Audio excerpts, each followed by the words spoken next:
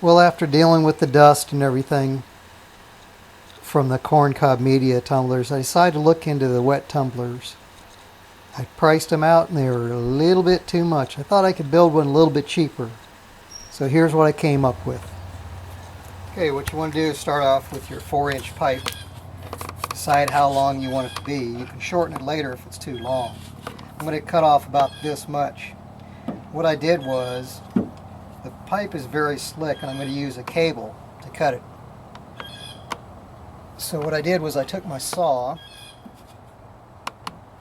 and I put just a little bit of a cut mark right there.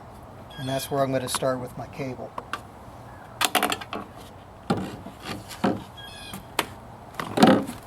So here's cable.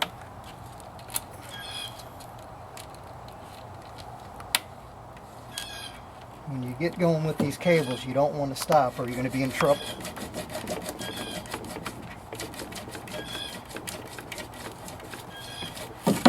Whoops. Because what happens is that plastic will weld itself.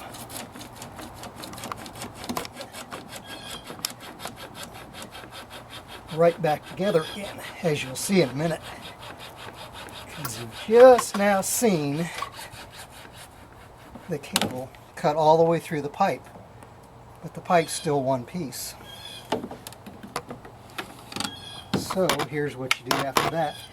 It welded itself back together. You just kind of give it a little tap and off it comes. Easy way to cut a PVC pipe, a large one anyway. Okay? That's good. Alright, now we got our pipe the size we want it.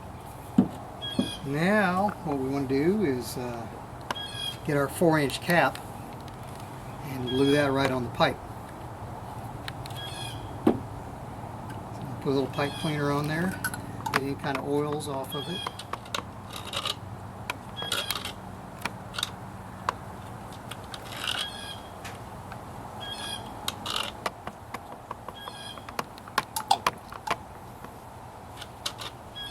Okay.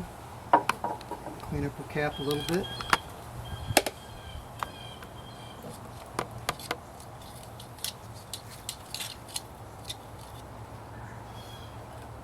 Okay, now the pipe's not going to have a whole lot of pressure in it, very little at all. But I'm going to go ahead and put some primer on it, just to roughen up the surface a little bit, so that I can get a good seal on the glue joint.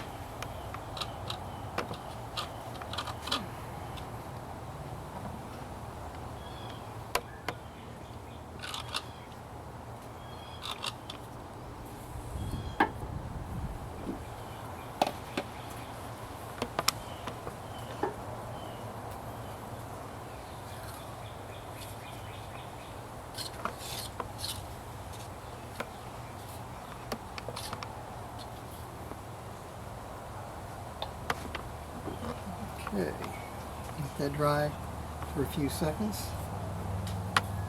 Put the cap back on the primer and the cleaner.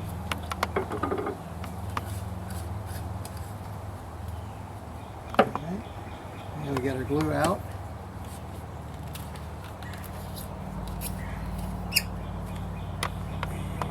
Put our glue on. Primer seems dry.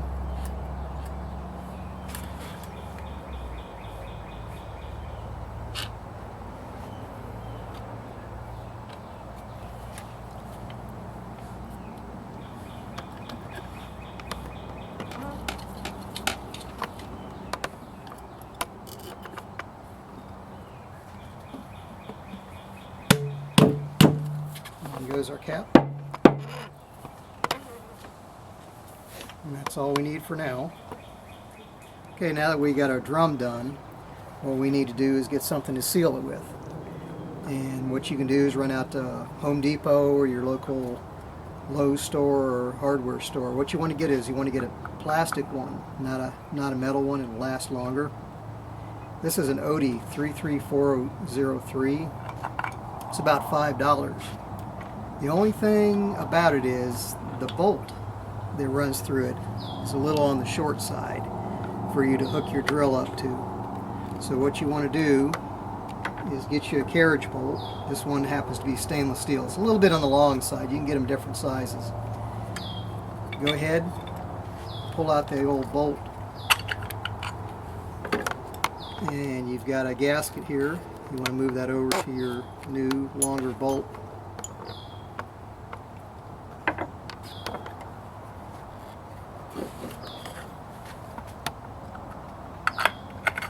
Put it right in there like that. Okay, then all you got to do is, once you got the bolt through there and you got the little rubber gasket on the bottom,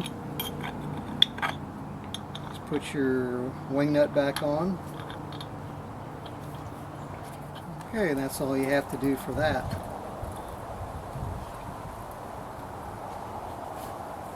Now, just put your cap on like that. Tighten it down. That gasket's going to squish together and it's going to get bigger around, and that's going to make your seal. Okay, now what we need to do is get our frame to mount our tumbler. You can make one out of metal or wood. I just did a real cheap one out of wood. It took me not very long to make. I'm not going to bore you by showing you how to make it. But basically what I did was made a little frame, rectangular shape, put some cross pieces on it, and mounted some caster wheels here, which you can get at the local hardware store. So that's what's going to hold your drum on. Next thing you need is something to turn your drum. This is a 1/2 inch slow speed drill, and the best thing to get is one that has an adjustable lockable trigger. This one I got from Harbor Freight for about $40 or $50 including shipping, but it did not have the adjustable lockable trigger, which I thought it did. So what I did to combat that problem is I got a little piece of shot cord and a little ball here, and you can adjust it.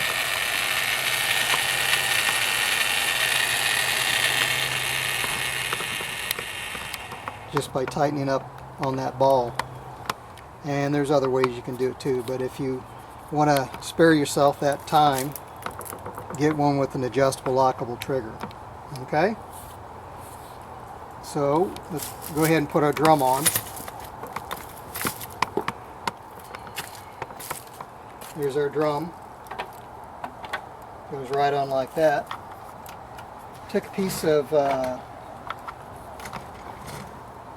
steel strap and screwed it in here to this side of the frame.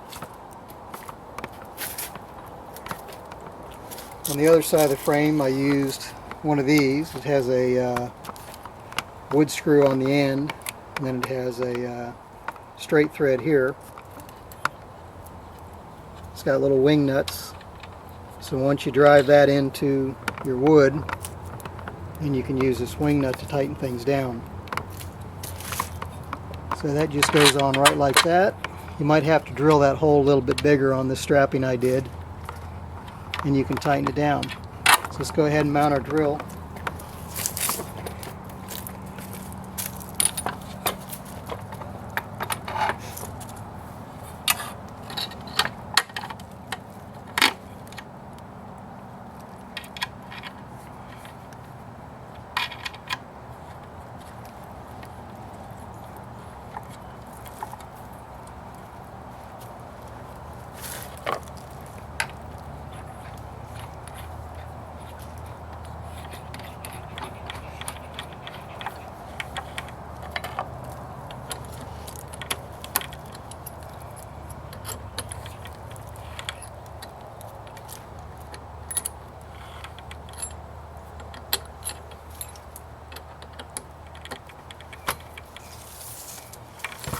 Make sure that's nice and tight.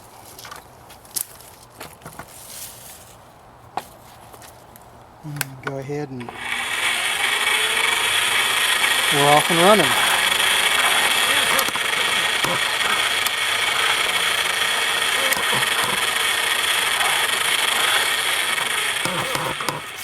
Now you'll notice that it goes up and down. You don't want it to go too fast, and you don't want it to go completely level.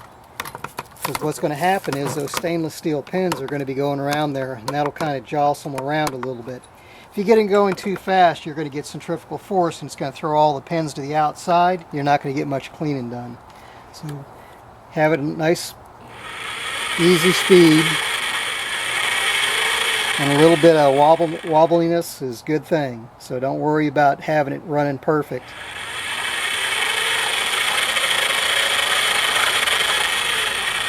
It'll do just fine.